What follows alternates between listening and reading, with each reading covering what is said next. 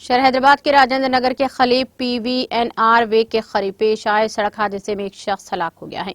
यह हादसा उस वक्त पेश आया जब कार चलाने वाले ने इसका तवाजुन खो दिया और ये कार सड़क के डिवाइडर से टकरा गई। इस हादसे में कार चलाने वाला हलाक हो गया। महलू की शनाख्त गणेश के तौर पर की गई है।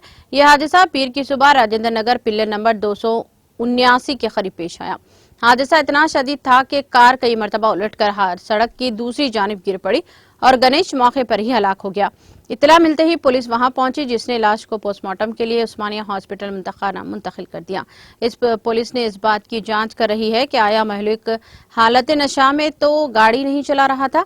पुलिस इस बात की भी जांच कर रही है कि हादसे के वक्त कार में कितने अफराद सवार थे। इस हादसे के नतीजे में बड़े पैमाने पर ट्रैफिक जाम हो गई। पुलिस ने वहां पहुंचकर गाड़ियों को हटाते हुए इस मसरूफ रूट पर ट्रैफिक को बहाल कर दिया।